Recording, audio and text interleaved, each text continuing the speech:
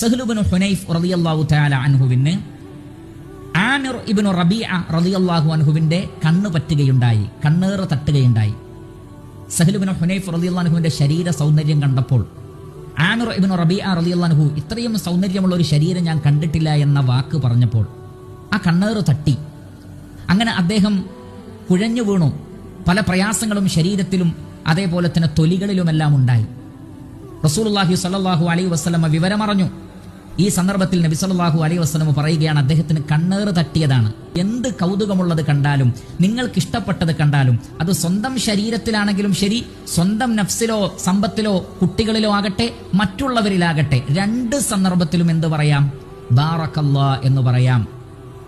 മറ്റുള്ള ആളുകളിൽ കാണുമ്പോൾ മാത്രമല്ല, മറിച്ച് ബാറക്കല്ലാഹ് എന്ന് സ്വന്തം നിലക്ക് തന്നെ, സ്വന്തം ശരീരത്തിലോ സമ്പത്തിലോ സന്താനങ്ങളിലോ ഒക്കെ കണ്ടാലും നമുക്ക് ബാറക്കല്ലാഹ് എന്ന് പറയാം.